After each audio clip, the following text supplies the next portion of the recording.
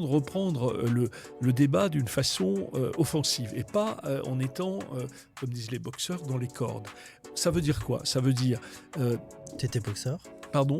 Est-ce que tu étais Pas du boxeur? tout. Oui, Pas du ok. tout, mais je trouve que la boxe est un sport qui produit des métaphores utiles dans le débat public. Y compris il y a encore 20 ou 25 ans, les candidats issus de l'immigration aux élections locales et encore plus aux élections législatives étaient peu nombreux. Il y avait l'idée que l'électorat fuirait et je l'ai entendu même si c'était dit mezzo voce, même si c'était dit avec un peu de honte dans le regard, je l'ai entendu aussi dans la bouche de responsables politiques tout à fait connus de tout le monde au sommet de la gauche qui disaient bon là c'est pas possible, on va pas mettre un tel ou un tel en tête de liste ou même pour une élection législative. Et donc aujourd'hui les gauches n'ont pas un véritable discours qui permette de dire voilà, dans la société que nous voulons, dans la France que nous aimons, voilà quelle est la place de l'immigration. Et c'est ça. On observe depuis longtemps le grand silence des gauches. À gauche, on a beaucoup de mal à se saisir de ces questions. Intellectuellement, politiquement, culturellement aussi, parfois même dans son expérience concrète. Pourquoi? Enfin, ça c'est la question. Et d'ailleurs, c'est... Bonjour, je suis arrivé en France il y a 16 ans. Et depuis, j'ai l'impression qu'on parle de plus en plus sur l'immigration, sur les personnes immigrées, peut-être un peu moins, c'est-à-dire des personnes comme moi. Mais c'est net pour moi. Quand j'allume la radio, je regarde la télé, je lis la presse, c'est le sujet qui revient dans le débat public, surtout politique, tous les jours, tous les temps, matin, midi, le soir. C'est la raison pour laquelle j'avais lancé ma newsletter, Les Pensées immigrées. Et merci d'ailleurs à plus de 4000 personnes directement abonnées et plus de 9000 lecteurs de ma newsletter. Et depuis quelque temps, j'ai décidé de lancer ce podcast vidéo pour que j'invite et que je discute avec les penseurs et les faiseurs de notre société en France sur ce sujet, pour qu'on aborde comment il faut agir ou réagir avec ou face à l'immigration en France. Je ne veux pas me positionner pour ou contre ni mes invités. Je ne veux pas critiquer la droite ou l'extrême droite. C'est pas du tout mon sujet et je pense que c'est le perte de temps. Mais avec mes invités, j'essaye de réfléchir avec eux ensemble comment on doit avoir un discours, une vision, quel projet de société pour et avec l'immigration. Et aujourd'hui, pour le premier épisode, je suis avec Christian Paul. Bonjour Christian. Bonjour. Tu es aujourd'hui maire, mais tu étais pendant des années député. Tu es identifié comme l'une des figures de la pensée de la gauche réformiste. Est-ce que j'étais bien positionné sur l'échiquier politique? J'ai toujours pensé qu'on n'avait pas tout imaginé, tout pensé, qu'il fallait donner aussi en politique beaucoup de place aux idées. Voilà, c'est ce que je peux dire pour commencer. Merci d'avoir accepté mon invitation. Merci beaucoup de cette invitation, en effet. Tu viens d'être élu maire de quelle commune? Je viens d'être élu maire de la commune de Lorme.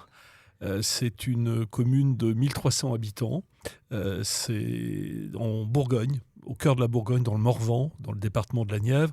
Et c'est un territoire où je me suis engagé pour la première fois il y a plus de 30 ans, et où j'ai eu plusieurs responsabilités successives. Mais au-delà des responsabilités, c'est un territoire pour lequel j'ai à la fois un engagement, une affection très profonde et dans lequel j'ai infiniment de plaisir à travailler, agir avec la population, avec des citoyennes et des citoyens engagés, et puis d'autres qui sont parfois plus spectateurs, mais on essaie de faire en sorte que les spectateurs deviennent des gens engagés. Tu as une expérience d'autres élections, notamment précédentes élections législatives, où tu as été battu par le candidat de RN Mais là, tu viens de gagner une élection. Est-ce que sur le sujet de l'immigration, tu as vu déjà une différence dans les deux différentes élections et par la suite, comment tes adversaires ou les gens qui n'étaient pas d'accord forcément avec toi, les électeurs aussi, abordaient et pensaient le sujet? Alors, c'est important de parler de cette élection législative de 2024 parce qu'elle a été très violente. Bon, d'abord, elle a eu lieu à la suite d'une dissolution. Elle a eu lieu également à la suite d'une élection européenne qui avait vu une progression considérable de l'extrême droite et dans les territoires ruraux de Bourgogne, l'extrême droite a grimpé de 10 à 15% dans cette élection. Elle avait progressé, l'extrême droite, pendant 20 ans, à rythme très lent, puis tout d'un coup, elle grimpe d'une façon presque exponentielle aux élections européennes et derrière aux élections législatives qui suivent la dissolution. Et en fait, on a beaucoup analysé ces évolutions partout en France, qui ont fait aujourd'hui du Rassemblement national la première force politique, et je le dirais moi, un risque majeur pour la démocratie. En fait, la question de l'immigration n'est pas une question qui est omniprésente dans ces élections, dans ces endroits-là. Les candidats en parlent peu. Les porte-paroles nationaux en parlent beaucoup. Parce que, C'est ça évidemment, qui est il y a intéressant. l'épouvantail, il y a parfois les fantasmes, il y a les fake news sur l'immigration, et il y a, au fond, un discours constant depuis Jean-Marie Le Pen jusqu'à nos jours, qui consiste à dire l'immigration, c'est le mal, l'immigration cause le déclin du pays et le mal-être des Français. Ça, c'est le discours national. Sur le terrain, dans les départements, dans les circonscriptions, et en particulier dans les circonscriptions rurales, où la présence des populations issues de l'immigration est faible, voire quasi inexistante, les sujets de débat, de controverse sont tout autres. Ça va être les services publics à la dérive, ça va être la désindustrialisation qui a fait beaucoup de dégâts et donc la question du chômage, ça va être le départ des jeunes qui ne trouvent pas de boulot sur place, mais l'immigration n'a quasiment pas de place dans ces moments-là. C'est assez intéressant. Donc, si je situe bien, dans le débat public, l'immigration, c'est le bouc émissaire des problèmes. Mais sur les sujets et dans les campagnes locales, on parle des choses concrètes. Mais de loin, parce que j'avais toujours cette question, et je pense que beaucoup de mes lecteurs et spectateurs ont le même sujet. Comment ça articule? Et potentiellement, est-ce que, à ton avis, c'est une manière dont, sur le local, on aborde les sujets locaux et à la nationale, on dit que c'est l'immigration le problème et les gens font le lien à peu près Oui, directement. Vas-y. il y a vraiment les deux étages de la maison. À l'étage supérieur, le débat public national, la question de l'immigration est utilisée par l'extrême droite depuis très longtemps comme une sorte de bulldozer pour jouer avec les peurs, pour mettre aussi parfois le doigt sur des situations difficiles dans les quartiers et installer une sorte de continuité entre immigration et insécurité, entre immigration et mal-logement, entre immigration et chômage. Mais on reste dans une discussion qui est hors sol. À l'autre étage de la maison France, en fait, sur le débat local, de quoi on parle? On parle quand même avant tout des problèmes concrets que l'on rencontre dans ces territoires. Ce qui a peut-être de commun entre les deux étages de la maison, c'est quand même une question identitaire. Le combat contre l'immigration et d'une façon générale le rejet de l'autre, ça fait partie de l'ADN de l'extrême droite en France et en Europe. Et même aux États-Unis, on l'a vu avec Trump. Mais au plan local, la question identitaire, elle est posée d'une autre façon. Et ça n'a pas, là, pour le coup, de rapport étroit avec l'immigration. C'est identitaire parce que c'est une perception d'effacement des identités traditionnelles de la France rurale. Parce que la grande distribution a tué. C'est là où vraiment, toi, c'est ton Voilà, et ça, c'est le cœur de notre discussion locale. Voilà, c'est comment la grande distribution a effacé les commerces locaux, comment l'agriculture est soumise à des injonctions qui viennent du marché mondial ou de la politique européenne, comment, sur le plan encore plus culturel, on a le sentiment d'avoir perdu en route les traditions, la musique locale, traditionnelle, etc. Et en fait, à un moment donné, le vote pour l'extrême droite, c'est un vote identitaire, c'est un vote de gens qui se sentent dominés, en quelque sorte, par des forces très puissantes qui se déploient à l'échelle mondiale, les médias, les banques, évidemment, tout le monde connaît des gens qui ont eu des difficultés avec des banques. Voilà, donc je peux t'en parler. Et tu peux en témoigner directement. Et c'est vrai que, en fait, voilà, on a une bataille culturelle globale où la question de l'immigration est très présente. Et on a une bataille culturelle locale où des questions identitaires sont également mises en avant. Ce n'est pas les mêmes, mais dans les deux cas, ça nourrit le Rassemblement national. Dans la campagne législative comme dans la campagne municipale, les questions qui ont trait à l'immigration étaient très peu présentes. Dans la campagne législative, on m'a parlé beaucoup plus de pouvoir d'achat, on m'a parlé de services publics, on m'a parlé également de la façon dont une partie de la population captait des systèmes d'allocation à son profit. C'est cette critique de l'État-providence qu'on entend beaucoup dans les élections nationales. Dans la campagne locale, on m'a parlé évidemment de besoins très identifiés au plan de cette commune, des problèmes de mobilité, comment on rejoint la gare la plus proche, comment on fait en sorte de recréer des commerces, parce qu'il y a effectivement une fragilité des commerces localement.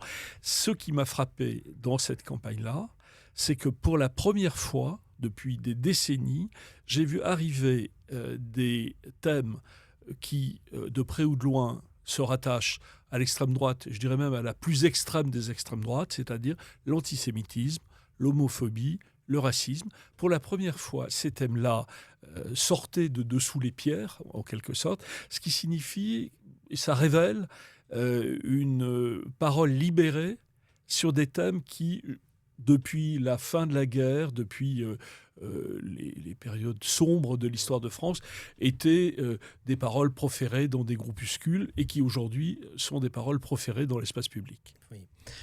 C'est très intéressant ce que tu dis.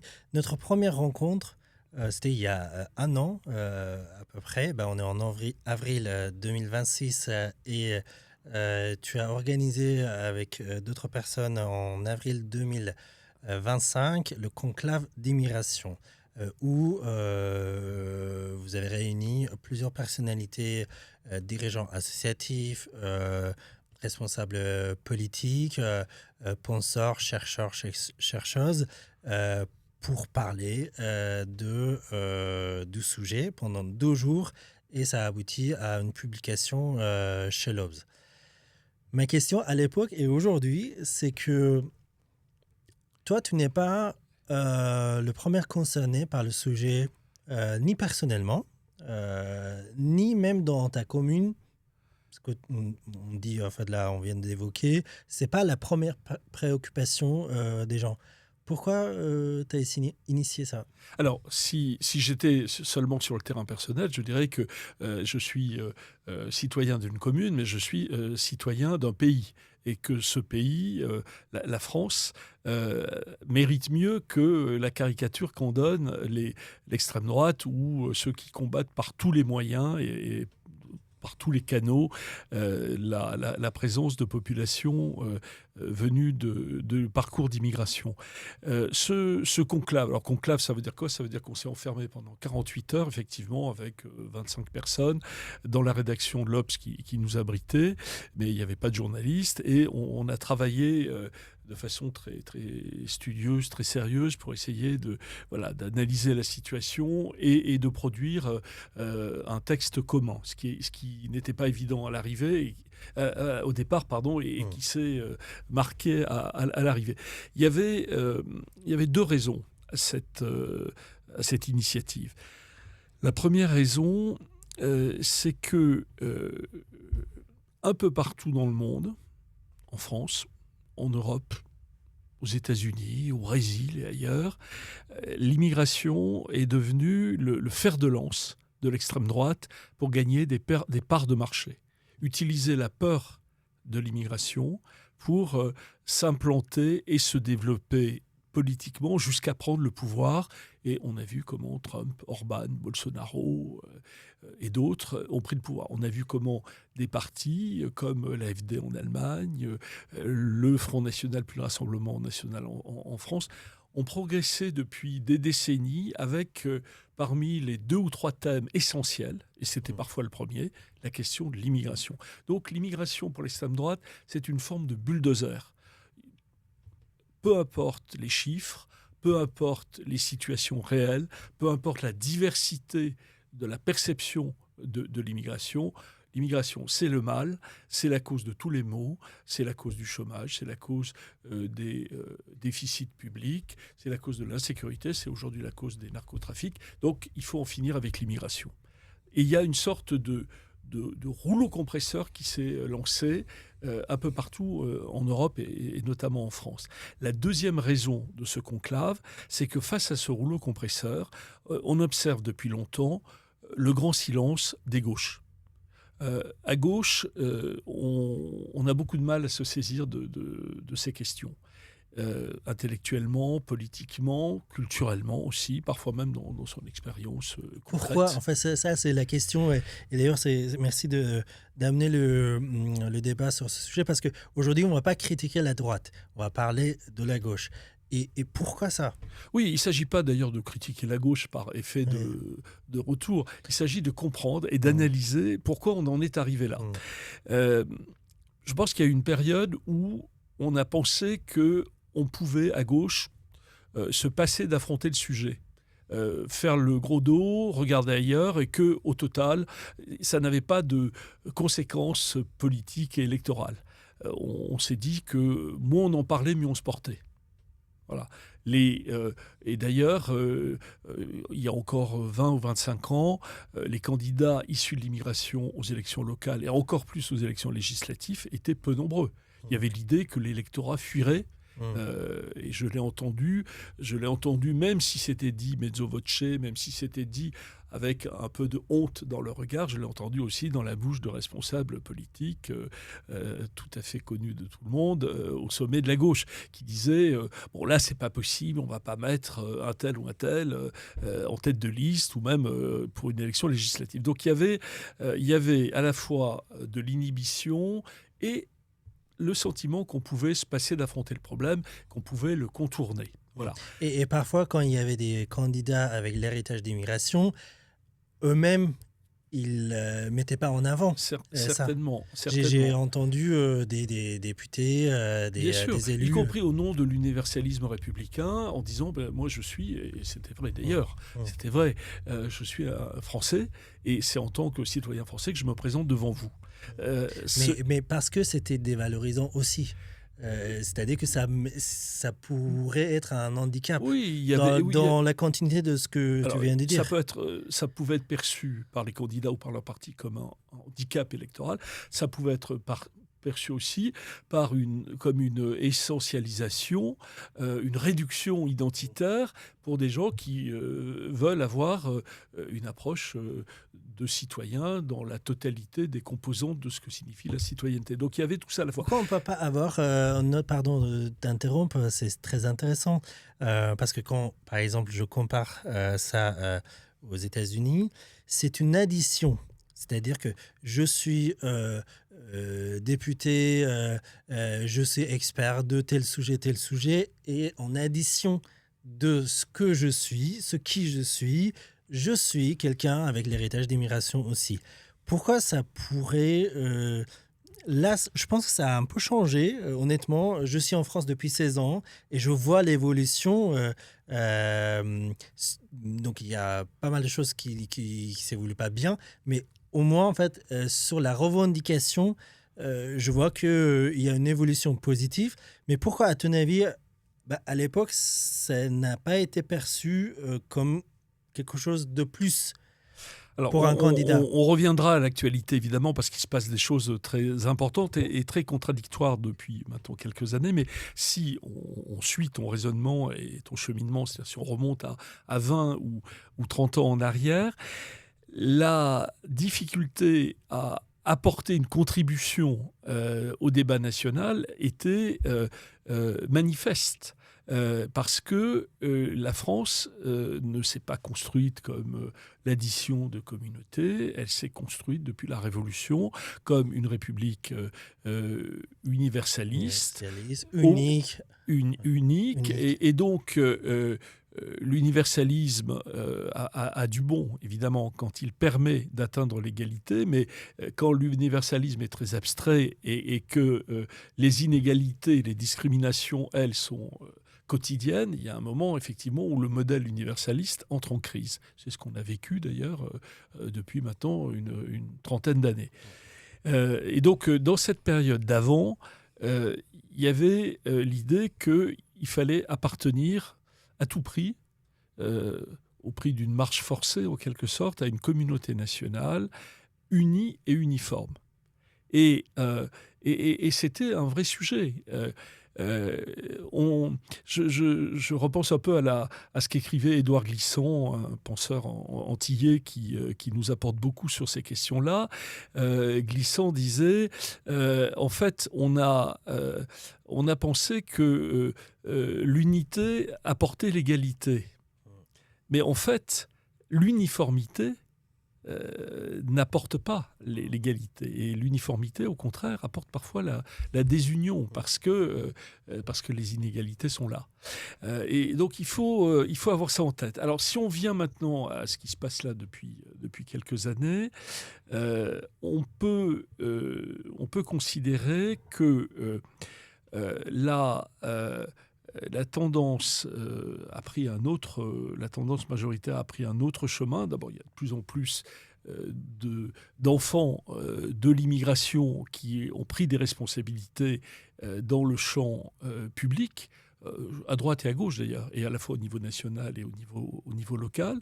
Ça, c'est extrêmement positif. Et je suis au regret de dire que la gauche n'est pas la seule à y avoir contribué. Et que la droite aussi, parfois par cynisme, parfois par effet d'aubaine, a aussi promu des ministres qui avaient été nés ailleurs ou avaient grandi ici, mais avec des parents nés ailleurs. Donc voilà. Et parfois, c'est parce que c'était de vrais gens de droite qui allaient étaient bien dans leur cabinet, et qui étaient dans leur liste, eux-mêmes, qui avaient été gagnés par les idées de la droite et qui ne faisait pas mauvaise figure dans un gouvernement de Nicolas Sarkozy, par exemple. Voilà. Donc ça, c'est la tendance, la plus récente.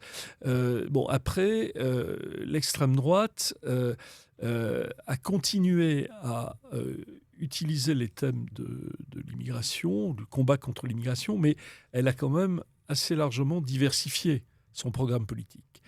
L'immigration et seulement l'immigration, c'était Jean-Marie Le Pen. Depuis, le Rassemblement national va sur les thèmes sociaux, sur, évidemment, pour le meilleur et souvent pour le pire, sur les prises de position internationales. On l'a vu avec la Russie, l'Ukraine, et avec, évidemment, l'arrivée de Donald Trump, que l'extrême droite française a quand même encensé avant de se rendre compte que ce n'était pas très porteur en France. Mais enfin, il y avait au moins une communauté de vision et de point de vue. C'était la question de l'immigration. Quand Donald Trump construit un mur qui sépare les États-Unis du Mexique, l'extrême droite française applaudit et regrette simplement de ne pas pouvoir construire un mur au milieu de la Méditerranée. Oui. Et pour revenir à la gauche, justement, à juste titre, tu dis que l'extrême droite a étendu son discours sur d'autres sujets. Mais la gauche, les forces progressistes, ont resté dans leur silence, grand silence sur le sujet. Et ce qui a changé est très grave. Au départ, je l'ai dit, la gauche pensait pouvoir impunément ne pas affronter la question pour ne pas trop attirer l'attention sur ses positions. Aujourd'hui, elle a compris probablement que le bulldozer, le rouleau compresseur était en marche, mais elle est très démunie, faute de travail, faute d'intérêt suffisant pour ces questions. Elle n'a pas de bouclier ou de plaidoyer à mettre en face. Elle a des réponses, elle a des positions, elle a des indignations, mais elle n'a pas véritablement un discours, pas seulement un contre-discours, parce qu'un contre-discours, c'est déjà quand on est dans les cordes, en quelque sorte, quand on est en résistance. Et donc aujourd'hui, les gauches n'ont pas un véritable discours qui permette de dire, voilà, dans la société que nous voulons, dans la France que nous aimons, voilà quelle est la place de l'immigration. Et c'est cela qu'on veut, au fond, travailler, et c'est ce qu'on voudrait entendre aussi de la part des responsables politiques, cultuels, pourquoi pas, de ce pays. Et pour ma dernière tentative pour un peu creuser ce sujet, cet évitement dont tu parles, est-ce que tu penses que c'était une stratégie réfléchie? C'est ce que j'ai un peu entendu de tes propos, ou c'était peut-être un sort de paresse intellectuelle. On n'a pas, par exemple, aujourd'hui d'experts. On a beaucoup d'experts dans les personnalités politiques, des gens qui bossent vraiment sur le travail, sur l'écologie, sur la fiscalité, sur pas mal de choses, la démocratie, etc. On n'arrive pas à identifier quelqu'un ou un groupe des gens, ou même dans chaque parti politique, des gens qui travaillent sérieusement sur l'immigration. Et je dis ça quand j'ai assisté au débat sur la loi d'immigration au Sénat et à l'Assemblée nationale. C'est ça qui m'a frappé, c'est que en fait, tous les représentants de toutes les partis de gauche, quand ils parlaient, et même du centre, quand ils n'étaient pas opposés au sujet, qui étaient opposés à la loi, ils restaient sur la surface.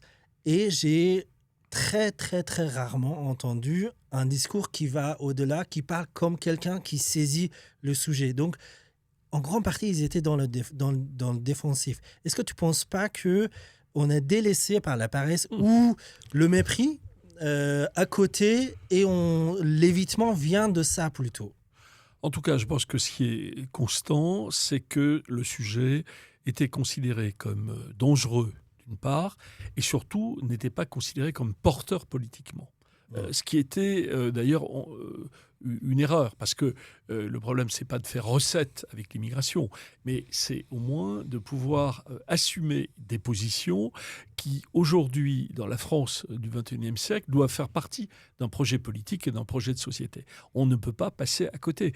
Et après, oui, alors paresse intellectuelle, je ne sais pas, c'est toujours facile de dire les responsables politiques ne travaillent pas. Je ne crois pas ça. Je crois qu'ils travaillent, mais ils choisissent.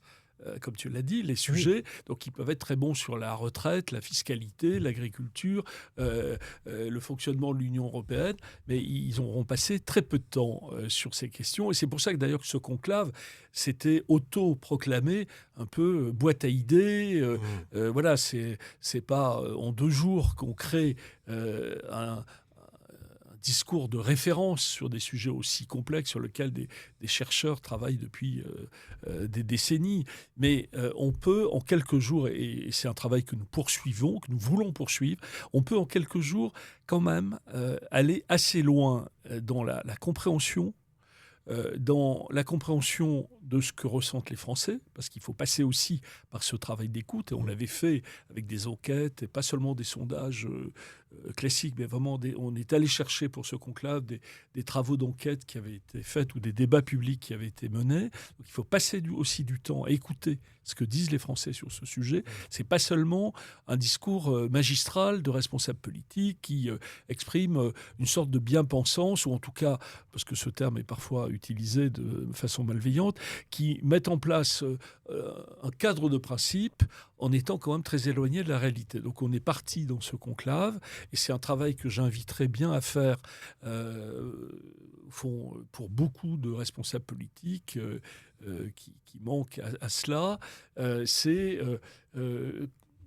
écouter les Français, découvrir, assimiler le travail des chercheurs, se colter avec les discours de la droite très dure pour aller déminer et désamorcer ce discours très toxique qui est colporté parfois au sommet de l'État, parfois au Parlement, parfois dans les médias, évidemment, et on voit bien lesquels.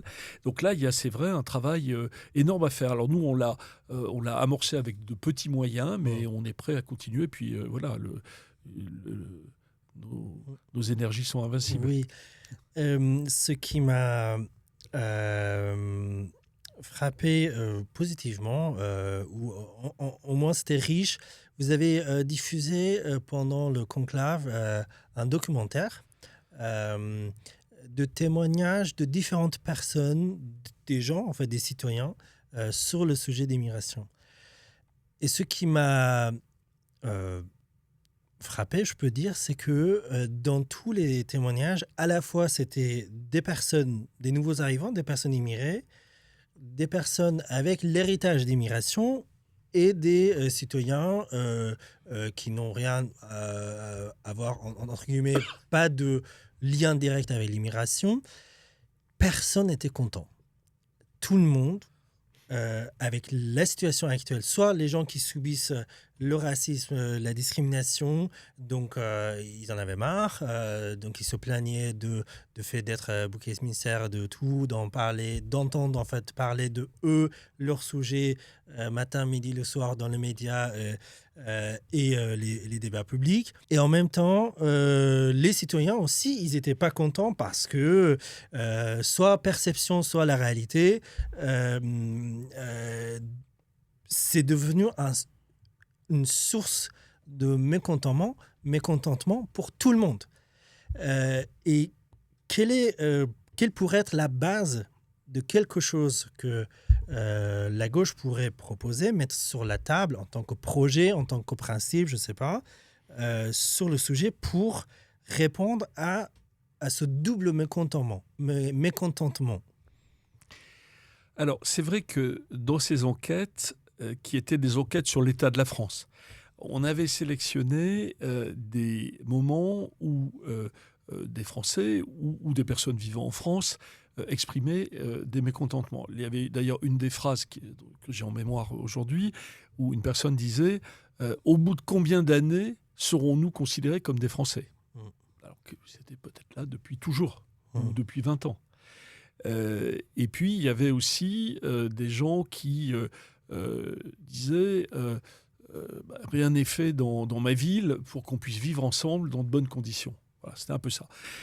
Si on avait eu le temps de visionner ces enquêtes au complet, on se serait aperçu que dans une salle où il y a 300 ou 400 personnes qui débattent de la situation du pays ou de la situation... Ça, c'est le contexte de documentaire. Voilà, il y avait beaucoup de gens. Mais dans ces salles, la question de l'immigration n'est qu'une petite partie des thèmes qui sont évoqués. Alors quand les gens l'évoquent, souvent, effectivement, ça passe par une étape de mécontentement. Mais ce que je veux dire par là, c'est que nous ne sommes pas en guerre civile autour des questions migratoires. Bien au contraire. Et que même s'il faut... En fait, il y a deux choses à éviter. La première, ça serait de dire il n'y a pas de problème et tout se passe bien et tout le monde est content, ce qui n'est pas vrai.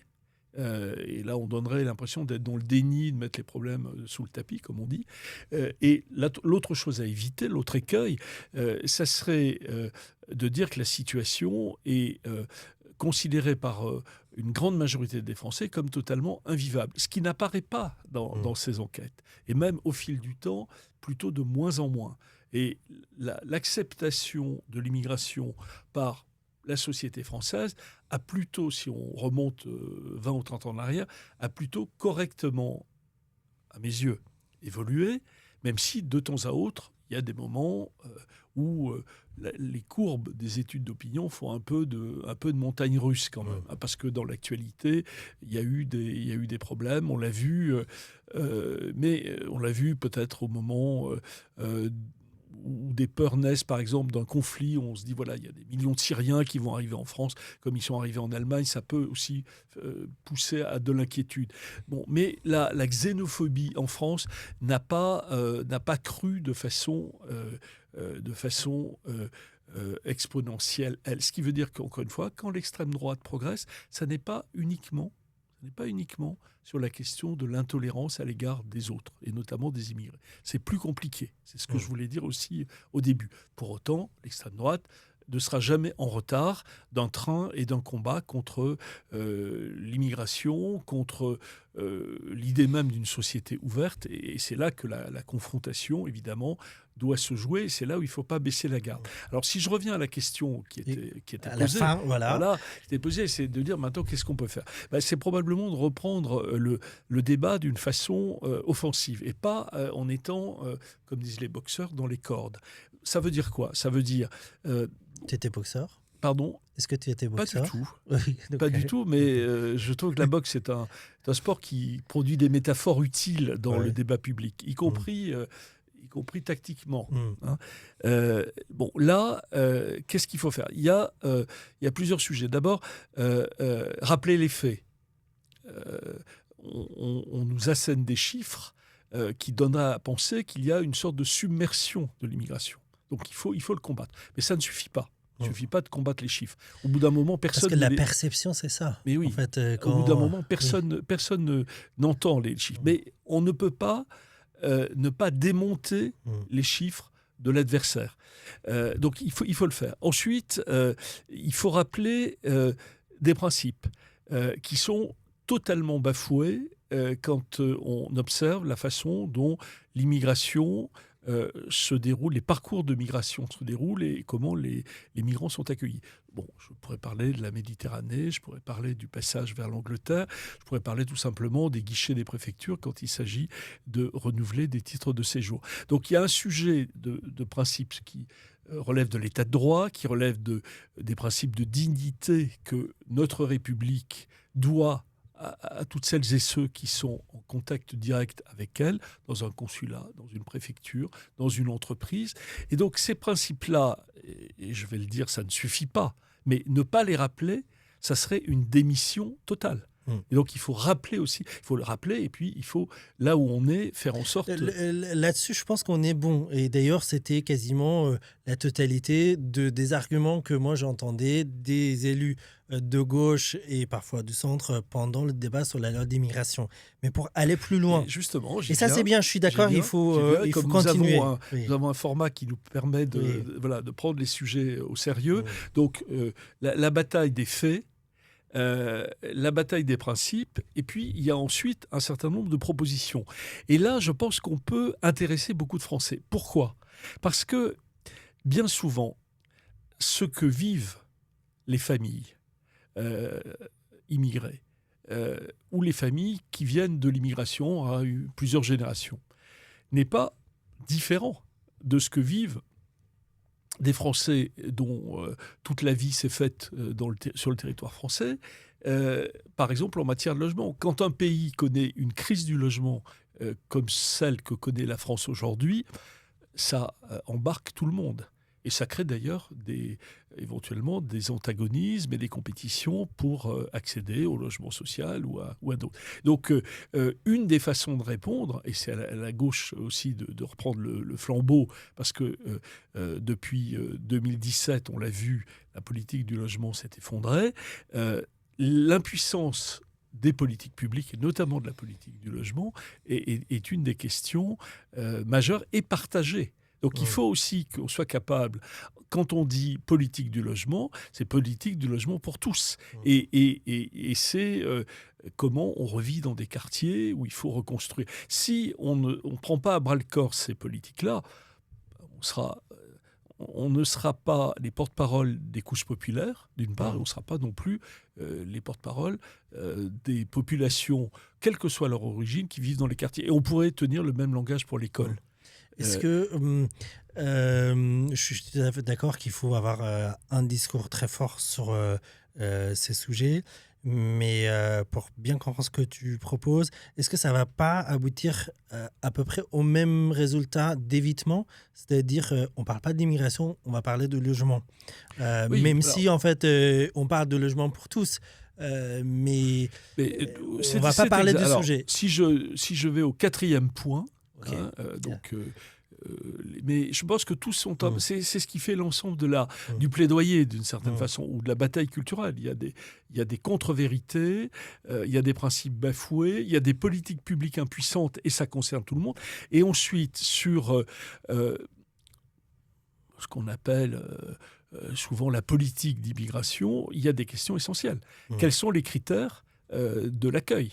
Est-ce qu'on assume l'idée que on peut avoir des critères bien affichés qui font qu'en fait l'accueil est la règle et que c'est le refus de l'accueil qui est l'exception. Par exemple, c'est inverser en quelque sorte la règle de droit sur les politiques migratoires. Parce que aujourd'hui, on le voit bien, faute d'un cadre clair, assumé, accepté, on se retrouve dans un désordre absolu. Les politiques migratoires, c'est un désordre et c'est surtout beaucoup de souffrance.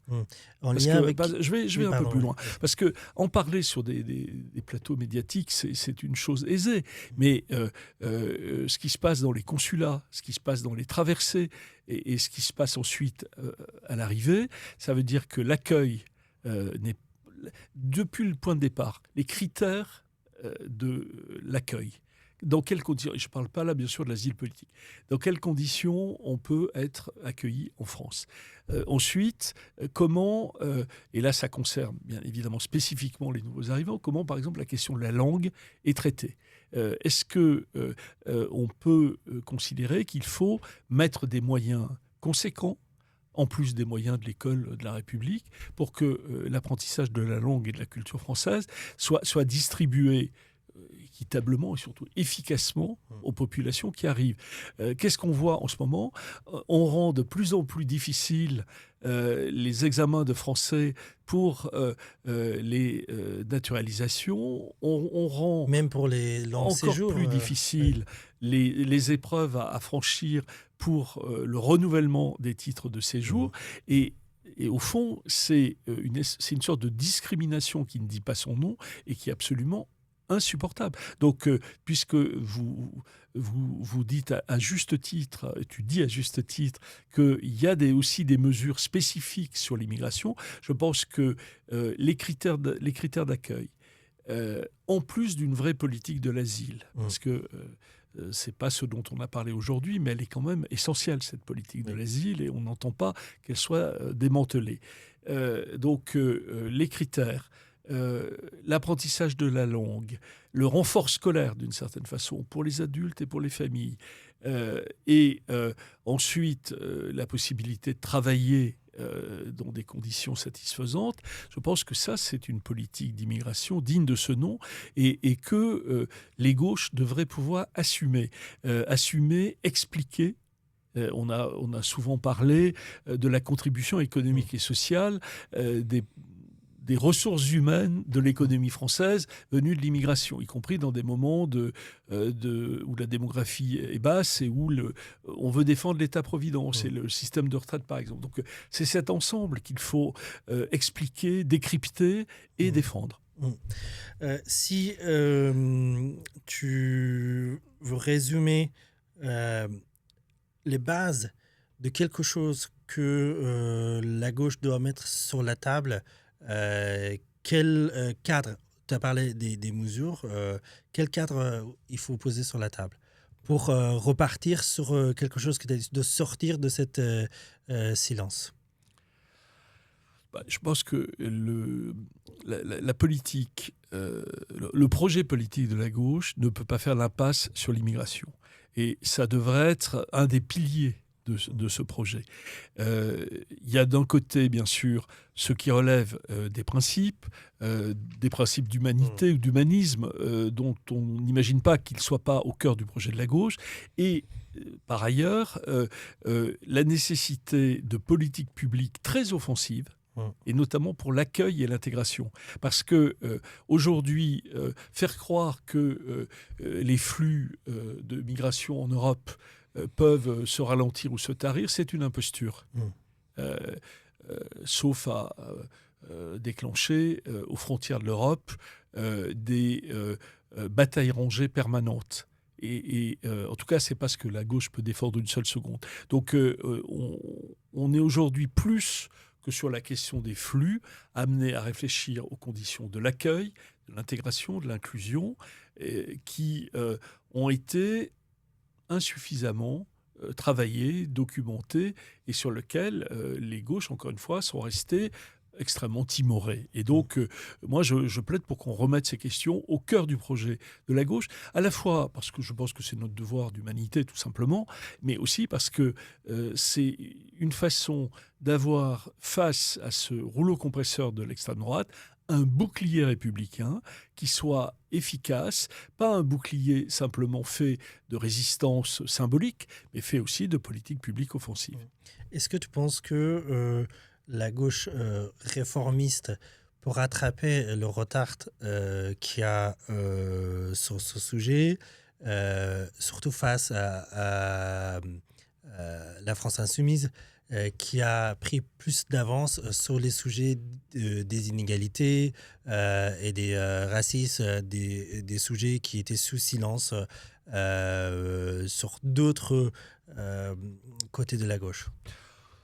Je pense que là, depuis 2017, et peut-être même avant, la gauche réformiste, comme tu la qualifies, connaît une panne historique, a enquillé beaucoup de défaites, sauf d'ailleurs, on l'a vu encore au municipal, dans des élections locales, parce que localement, il y a des équipes qui ont un discours qui est plus clair, ou en tout cas, le dialogue avec la population se fait plus facilement que dans les élections nationales, très impactées par l'état du monde, l'actualité, etc. Mais je pense que la gauche réformiste a un coup de retard. Et le travail que nous avons fait, il n'a pas pour destinataire un parti politique, il a pour destinataire toutes celles et ceux qui pensent que ces sujets sont absolument vitaux dans la période actuelle, dans les programmes qui s'élaborent pour 2027. Et donc, nous sommes au service de toutes et tous, évidemment, si le besoin se fait sentir. En tout cas, la gauche réformiste aurait intérêt à mettre les bouchées doubles pour se retrouver à la bonne hauteur, se mettre à niveau de ce qu'exige aujourd'hui le pays dans ce domaine. Sinon, elle sera dans la défensive et elle sera battue une nouvelle fois. Et tu penses que dans une perspective de à peu près d'ici un an des présidentielles 2027, est-ce qu'il y a un chemin que tu peux imaginer pour que la gauche réformiste sorte de ce retard? Je le dis avec beaucoup de modestie parce que je sais la difficulté de la tâche et par ailleurs je ne suis pas en responsabilité à moi tout seul, évidemment. Sur Justement, il faut ramener beaucoup de gens donc autour de la table. je pense est-ce que c'est leur priorité? Comment tu vois ça? Je pense qu'il faut arriver à faire comprendre que ça doit être dans le top 5 ou dans le top 3 des priorités. Sinon... Ça l'est déjà, en fait. Sur les sujets politiques, ça l'est déjà. Mais sur leur... Non, ça l'est pas vraiment. Il y a toujours la croyance un peu naïve que par de multiples promesses d'amélioration de la vie quotidienne et de la vie matérielle, on va au fond s'attirer les faveurs de l'électorat et qu'en affrontant des sujets plus clivants, on va perdre les élections. Je pense que là, en tout cas pour l'année qui vient, si on est en retrait, si on n'est pas combatif, si on n'est pas offensif, on perdra les élections et l'honneur en même temps. Okay. Merci beaucoup Christian Paul pour m'avoir accordé ton temps. L'émission va être disponible à la fois sur les plateformes de podcast mais aussi sur YouTube. Je vais rajouter des liens de certains sujets dont on a parlé, des études dans les descriptions de l'émission. Et je vous dis à très bientôt. Merci. Très bonne journée. Of course. Why?